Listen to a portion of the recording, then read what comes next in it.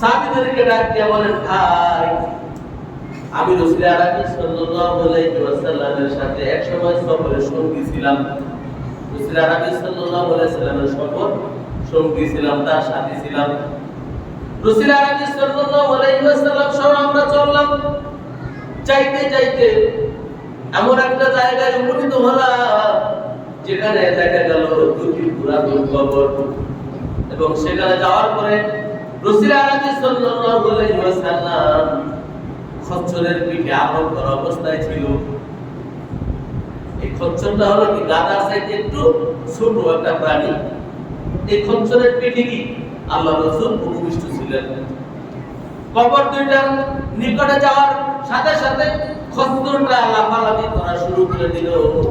আমি চিন্তা করলাম এই খচ্চরটা কেন রাসূল আরবি সাল্লাল্লাহু আলাইহি ওয়াসাল্লামের সাথে বিয়াদবি করতেছে। রাসূল আরবি সাল্লাল্লাহু আলাইহি ওয়াসাল্লাম তৎক্ষণাৎ খচ্চরের পিঠ থেকে নেমে পড়লেন। নেমে পড়ার পরে সাহাবীদেরকে অর্ডার করলেন, যাও তোমরা খেজুরের কাঁচা একটা ডালা ভেঙে নিয়ে আসো। রাসূল আরবি সাল্লাল্লাহু আলাইহি ওয়াসাল্লামের কথা অনুযায়ী সাহাবারা খেজুর গাছের একটা ডালা, বড় একটা ডালা এনে রাসূল আরবি সাল্লাল্লাহু আলাইহি ওয়াসাল্লামের হাতে দিলেন। রাসূল আরবি সাল্লাল্লাহু আলাইহি ওয়াসাল্লাম ডালাটাকে দুই টুকরা করলেন। দুই টুকরা করার পরে দুইটা টুকরা দুইটা কবরের মাঝে রাসূল আরবি সাল্লাল্লাহু আলাইহি ওয়াসাল্লাম গেড়ে দিলেন। গেড়ে দেওয়ার পরে সাহাবারা জিজ্ঞাসা করলো, ইয়া রাসূলুল্লাহ, ইয়া হাবিবাল্লাহ, হিকমত বুঝলাম না। ইয়া রাসূলুল্লাহ, ইয়া হাবিবাল্লাহ, কি করলেন? এর হিকমত কি? হিকমত আমরা বুঝলাম না। রাসূল আরবি সাল্লাল্লাহু আলাইহি ওয়াসাল্লাম ডাকতে বলে, ও আমার সাহাবারা, এখানে যে দুইটা কবর দেখছো, এই দুইটা কবর বনি ইসরাইলের দুই ব্যক্তির। এই দুই ব্যক্তি আল্লাহকে বিশ্বাস করত, আল্লাহর উপরে ঈমান ছিল তাদের। এক আল্লাহকে তারা বিশ্বাস করত, নবী মুসা আলাইহিস সালামের উপরে তাদের বিশ্বাস ছিল। তারা তাওরাত কিতাব অবলম্বন করত। কিন্তু এই দুই ব্যক্তি সামান্য দুইটা গুনার কাজ করত, যে দুইটা গুনাহ করার কারণে তাদের কবরে আল্লাহ পাক রব্বুল আলামিন আযাব দিতেছে। যে আযাবের কারণে এই দুনিয়ার কবরে যে আযাব হয়, এই আযাব দুনিয়ার মানুষ টের পায় না, দুনিয়ার মাখলুক টের পায় না, দুনিয়ার চতুষ্পদ জানোয়ার যারা চতুষ্পদ জন্তু এরা টের পায়। আমি যে খচ্চরের পিঠে ছিলাম, আযাবের তীব্রতায় এই খচ্চরটা এরকম ফালাফালি করতেছিল, লাফালাফি করতেছিল। এরপর আমি এই খচ্চর থেকে নেমে এইখানে কি করেছি? খেজুরের ডালা দুইটা ঘিরে দিয়েছি। এই আশায় আমি খেজুরের ডালা দুইটা ঘিরে দিয়েছি, কেননা গাছের যত গাছপালা রয়েছে পৃথিবীর সকল গাছপালা জিকির করে লা ইলাহা ইল্লাল্লাহ, লা ইলাহা ইল্লাল্লাহ, লা ইলাহা ইল্লাল্লাহ, লা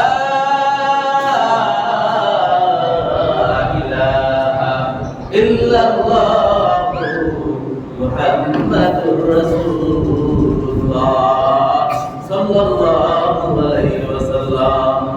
পৃথিবীর যত গাছপালা রয়েছে সকল গাছপালা জিকির করে গায় আল্লাহ।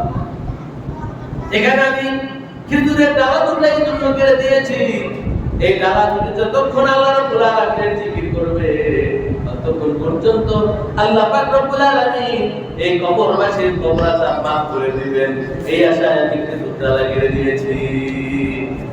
যেন আমরা দেখতাম যখন মানুষকে কবর দেওয়া হতো, লাশ কাফন করা হতো, এখানে তখন কি কবরের উপরে কি খেজুরের ডালা কেটে দেওয়া হতো। এটা আগে আমরা দেখতাম, যদি এখন বাঁশ কেটে দেয় এটা দেখি আমরা, কিন্তু সেই আদর্শটা এখন কি আর চোখে পড়ে না। আগে দেখতাম খেজুরের ডালা ভেঙে কি করা হতো? কবরে ঘিরে দেওয়া হতো। তো সম্মানিত ভাইরা, এই জন্য গাছপালা কি করে? আল্লাহর জিকির করে। এই জন্য বিনা কারণে গাছের পাতাও ছিঁড়তে নিষেধ করেছেন কে? আল্লাহ। আমরা কত সময় গাছের ডালা ভেঙে দেই, গাছপালা কি করে নষ্ট করে দেই। কিছুদিন আগে এক কুলাঙ্গা আমরা দেখেছি, বাবা কবরের গাছপালা, কবরের যে বেড়া, এগুলি কি করেছেন? ভাই ভাই বাবা মারা যাওয়ার পর সম্পদ বন্টন হয়েছে, অংশ কম পাওয়ার কারণে বাবার কবরের উপরে কি করেছে? আঘাত করতেছে, গাছপালা বাঁধতেছে। খাটার পিড়ি আপনারা অনেকেই দেখেছেন। অথচ বিনা কারণে একটা গাছের পাতাও ছিঁড়তে আল্লাহ নিষেধ করেছে। আল্লাহ আমাদেরকে এই কুলাঙ্গারদের হাত থেকে রক্ষা করুন, আমাদের সন্তানগুলিকে আল্লাহ নেক সন্তান হিসেবে কবুল করুন, সত্য বলে আমিন।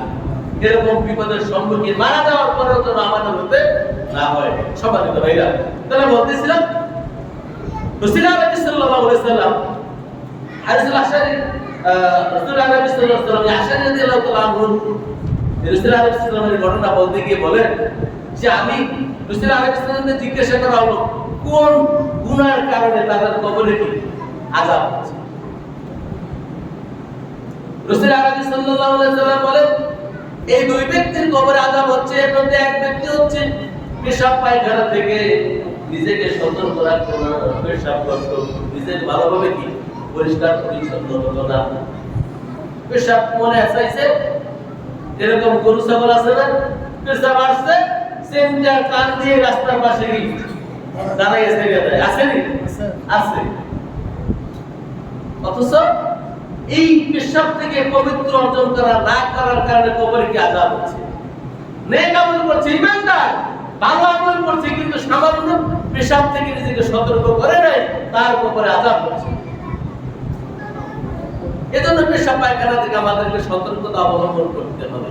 এই আশআরী রাদিয়াল্লাহু তাআলা আনহু তিনি খালি বোতল নেওয়ার হিকমত হচ্ছে এখানে।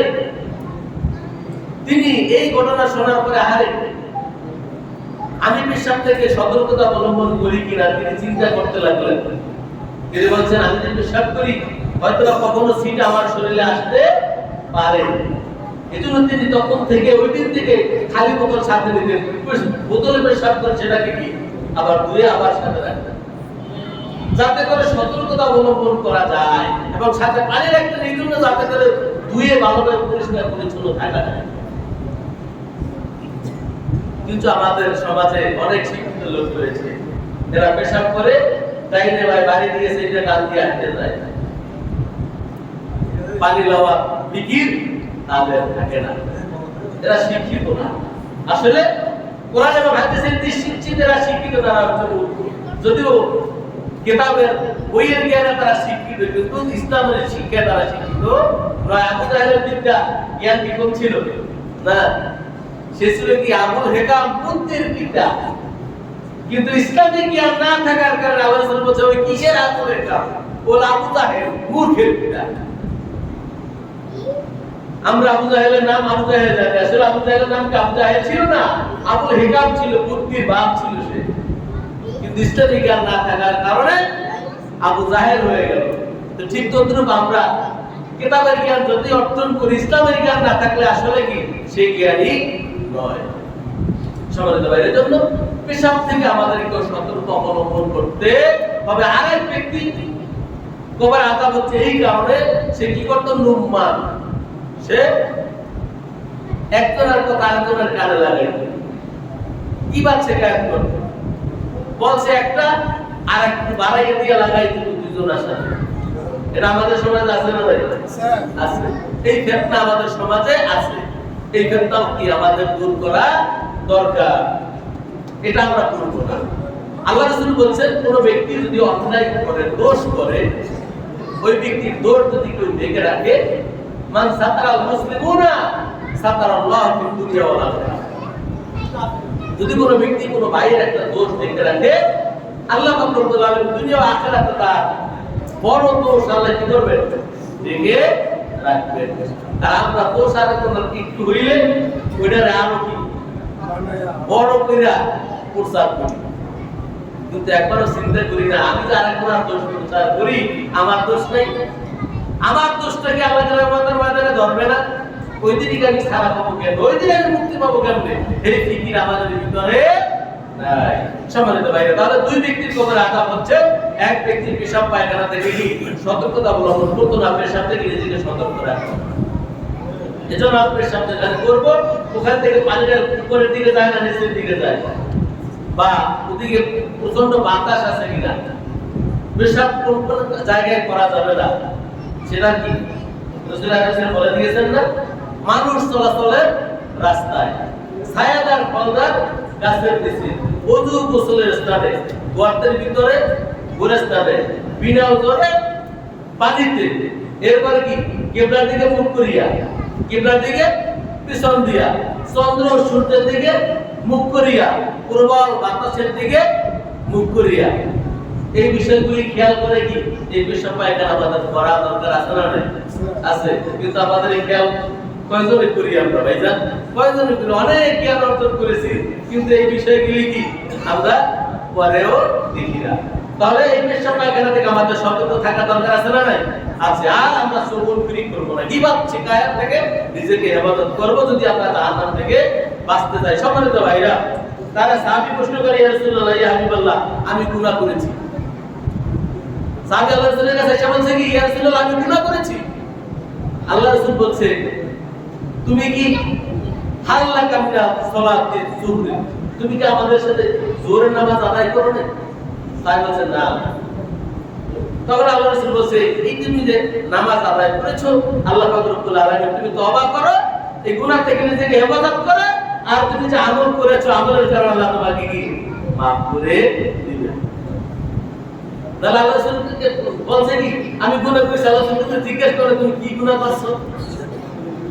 আল্লাহ রাসূল কি প্রতিকার কি সেটা বলে দিলেন।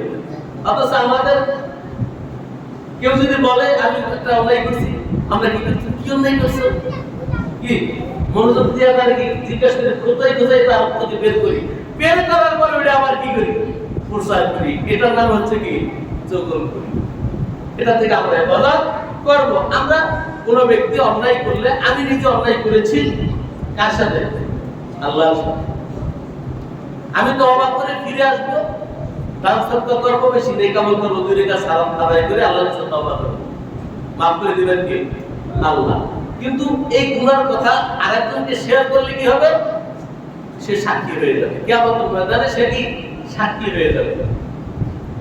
আর সাক্ষী যখন হয়ে যাবে তখন আল্লাহ রাব্বুল আলামিন কি maaf করে দিবেন না, কারণ সাক্ষী আছে।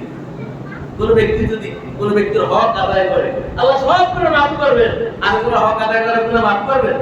কেন করবেন না? কারণ সাক্ষী রয়েছে। আল্লাহর সাথে গুনাহ করা হয়েছে, এটা কি আল্লাহ maaf করে দিবেন? এটা আল্লাহর ইচ্ছা।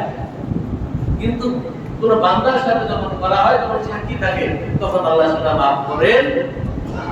এজন্য কোন অন্যায় করার পরে আমরা কি কোন গুনার কাজ যদি করি, সাথে সাথে আমরা কি তওবা করে ফিরে আসবো, পাশাপাশি কিছু নেক আমল করে আল্লাহর কাছে maaf চাবো। maaf করে দিবেন কে? আল্লাহ। তো আল্লাহ রাব্বুল আলামিন আমাদেরকে বেশি বেশি নেক আমল করার তৌফিক দান করুন। এই রমজান মাসে আমরা যে শিক্ষা অর্জন করেছি, এই শিক্ষা থেকে যেন বাকি 11টা মাস আমরা গুনার কাছ থেকে নিজেকে পরহেজ রাখতে পারি। ওয়া মা তাওফীকি ইল্লা বিল্লাহ। আসসালামু আলাইকুম ওয়া রাহমাতুল্লাহ।